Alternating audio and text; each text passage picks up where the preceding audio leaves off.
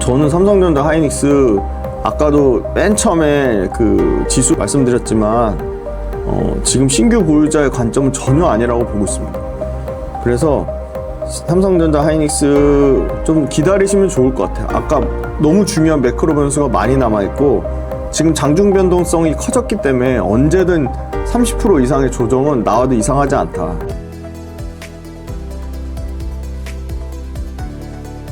매주 화요일 저녁 8시에 진행되는 무료 특강 아래의 링크에서 신청하세요. 삼성전자가 HBM4 양산 출하와 HBM4의 테스트 샘플 출하를 빠르게 시작했는데요. 향후 SK하이닉스와의 HBM 경쟁 구도는 어떻게 전개될 것이라고 보시나요?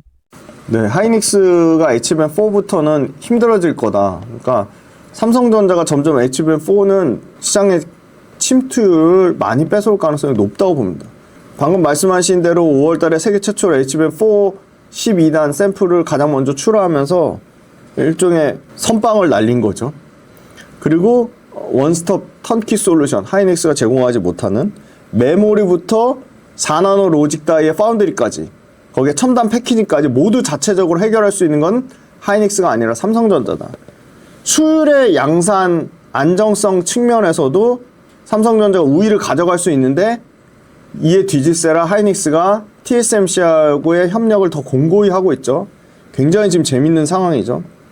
그리고 엔비디아 고위급 회동을 통해서 삼성전자가 HBM4 공급뿐만이 아니라 파운드리 협력도 구체화하고 있습니다. 그래서 시장 점유율 탈환이 좀 가능하지 않을까. 실제 시장에서 예측하는 거 보면요, 마이크론은 20%대 그냥 똔똔, 나머지 삼성전자 하이닉스 싸움인데 하이닉스가 거의 70%, 삼성전자 뭐 20% 언더인데, 삼성전자가 올해 연말까지 가면 HBM4를 포함하면 35%까지 점유율이 올라간다고 합니다. 그래서 하이닉스는 앞으로 계속 뺏길 위험이 있는 거고요. 삼성전자는 후발주자로서 앞으로 엄청나게 뺏으려고 혼신의 힘을 다할 것 같아요. 근데 HBM4 이후의 결국은 이제는 단순히 HBM 층수를 높게 쌓는 게 문제가 아니라 고성능 AI 가속기에서 발생하는 이 발열을 얼마나 효율적으로 관리하느냐. 그래서 삼성은 이 발열 관리를 HPB라고 해서 힙 패스블럭, HPB 기술, 그리고 SK하이닉스는 IHVM 기술이라고 해서 요 두 개의 기술이 얼마나 기술적인 우위성을 검증하느냐에 따라도 달려있을 것 같고요. 파운드리 통합 여부는 당연히 아무래도 한 단계 거쳐야 되는 SK하이닉스보다는 삼성전자가 훨씬 유리한 것 같고요.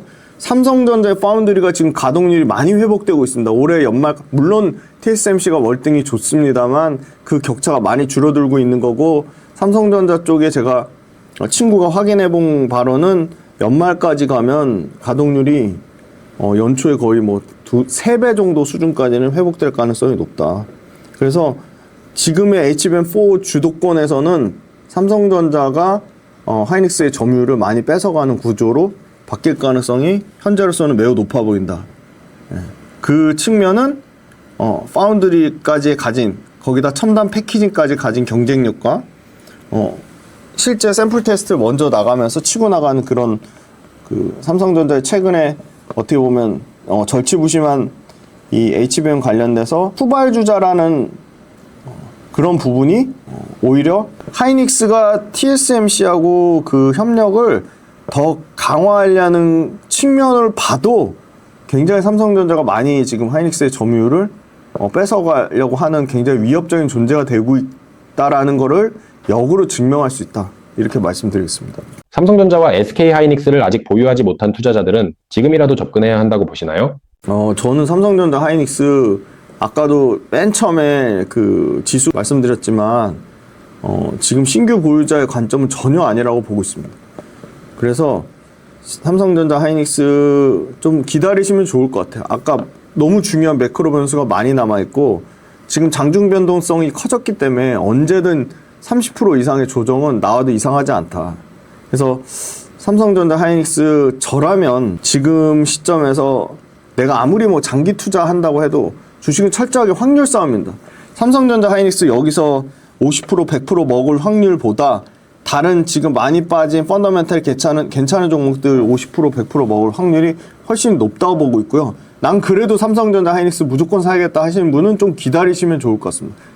근데 그 기다리는 기간이 많이 걸릴 것 같진 않아요. 너무 중요한 매크로 변수나 아까 말씀드렸던 자금의 유동성에 블랙홀을 빨아들일 스페이스X 이런 상장 모멘텀이 2, 3주 내에 다 몰려있거든요. 그 2, 3주 기다렸다가 시장의 돈이 어떻게 흐르는지 그 방향성을 보고 결정하시면 좋을 것 같고요. 차라리 예를 들어 내가 1,000만 원 투자하는데 나는 삼성전자 하이닉스 당일 기준으로 뭐 15% 이상 급락 나올 때만 5%, 10%씩 모아가겠다. 뭐 그런 전략. 예를 들어 말씀드리는 거 그렇게 꼭 하시라는 게 아니라 예를 들어 그런 전략은 저는 나쁘지 않다. 뭐 그렇게 말씀드리겠습니다. 삼성전기가 최근 굉장히 강한 상승 흐름을 보인 이후 조정을 받고 있습니다. 현재 주가가 하락하고 있는 가장 큰 이유는 무엇이라고 보시나요?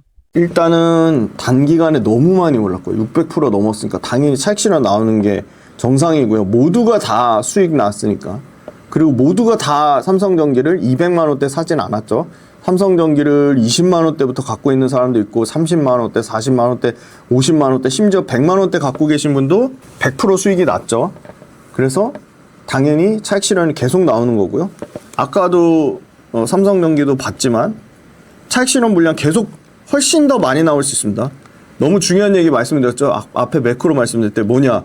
삼성전기를 25% 담고 있는 ETF들의 비중 조절. 삼성전기가 미래에셋 자산운용, NH 아문디 자산운용, 하나로 ETF, 그 다음에 삼성자산운용의 코덱스 ETF. 그러니까 외국인이든 기관이든 지금 줄기차게 팔고 있는 겁니다. 그러니까 200만 원짜리가 170만 원, 160만 원대 오니까 기관이 다른 삼성전기를 못 담은 기관들 일부 담는 건 있을 수 있죠. 그래서 그러면 야 너가 말하는 ETF가 얼마나 물량이 많이 나올 수 있냐. 당장 제가 듣기로는 NH 아문디 것만 해도 거의 9,900에서 1조 가까이 나오고요. 이제 미래에셋이나 삼성 자산운용이나 또 뭐 키움, 한투, 에이스 여러 개 있잖아요. 그거 다 합치면 25% 밑으로 떨어뜨리려면 최소한 수조 원대 매물이 계속 이제 나올 겁니다. 물량이. 차익 실현 물량이. 그래서 ETF에 단기간에 많이 오른 거에 대한 비중 조절이 굉장히 큰 물량, 조 단위의 물량으로 나온다는 거고요. 그리고 두 번째는 외국인도 수익이 많이 났습니다. 그래서 외국인도 보유 비중이 역대급으로 최근에 200만 원 찍을 때 38점 이게 몇 프로죠? 거의 39%, 38.94%까지 올라왔어요. 역대급입니다. 역대급. 삼성전기가 애널리스트들도 그런 얘기를 하더라고요. 삼성전기 10년 이상 커버했지만 이렇게 많이 오른 적 처음이라고. 그 정도로 외국인 보유 비중도 역대급이기 때문에 당연히 외국인도 비중 조절을 할 수밖에 없는 거고요. 그럼 삼성전기 업황은 어떠냐? 업황 나쁘지 않죠. 삼성전기는 글로벌로 유일하게 적층 세라믹 콘덴서 MLCC랑 기판계 에르메스라고 하는 FCBJ 기판 모두 갖고 있죠. 기판도 가격 인상하려고요. MLCC 적층 세라믹 콘덴서도 인상하려고요. 그러면 삼성전기만 글로벌 기업 대비 많이 올랐냐? 그건 아니에요. 무라타도 신고가고요. 이비덴도 신고가입니다. 그리고 무라타 이비덴 최근에 일본에서 목표가 2배짜리, 2.5배짜리 상향 조정 레포트도 나왔습니다. 결론적으로는 본업은 괜찮은데 철저하게 수급 이슈로 빠졌고요. 그걸 또 증명할 수 있는 게 MLCC나 FCBJ 기판 가격 올라가는 것뿐만이 아니고 가동률이 역대급 가동률입니다. 둘 다 아마 내년 상반기 되면 100%가 아니라 100% 초과해서 뭐 105%, 뭐 110%까지 얘기가 나오고 있고요. 증설을 합니다. 증설 진짜 중요하거든요. 삼성전기의 경쟁사 이비덴도 증설하고요. 무라타도 증설하고요. 대만의 뭐 타이오 유덴, 야게오 이런 소위 말하는 후발 업체들도 증설합니다. 심지어 걔네는 AI 데이터 센터에 들어가는 거에서 탈락됐는데도 증설합니다. 그럼 일반 서버 쪽도 물량이 좋다는 겁니다. 그래서 가격이 빠지는지, 증설이 언제 끝나는지, 경쟁업체들이 가격 올리는지, 적층 세라믹 콘덴서도요, MLCC도 매달 수출 데이터 보실 수 있어요. 그래서 이런 측면, 펀더멘탈 측면이 상당히 좋다. 그래서 연초에는 내년 정도 되면 영업이익 3조 얘기가 나왔는데요.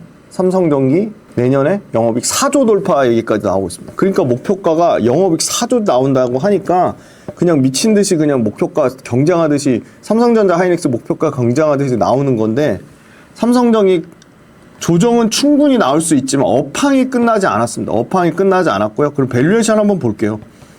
밸류에이션이 올해 PER 기준으로 100배가 넘어요. 올해 PER 기준. 그러니까 당연히 비싼 겁니다. 그래서 주가가 박살나서 50배 밑으로 떨어지면 내년에 지금 영업이 2조 7천억 기준으로 60배거든요. 그러면 내년에 지금 4조까지 보는 데 있잖아요. 그러면 PER이 50배 밑으로 떨어집니다. 40 몇 배 나오거든요. 내년 포워드 PER로 보면 엄청 비싸다고 얘기하기는 좀 어렵다. 그래서 여기서 충분히 더 조정이 나올 겁니다. 여기서 충분히 더 조정이 나올 가능성이 전 더 높다고 봅니다. 그래서 지금 최고점이 219만 2천 원이거든요. 219만 2천 원 대비해서 최소한 50% 이상 조정이 나오면, 그죠? 100만 원 한 초반까지 떨어지면 그때는 좀 관심 갖고 볼 필요가 있지 않을까. 그렇게 보고 있습니다.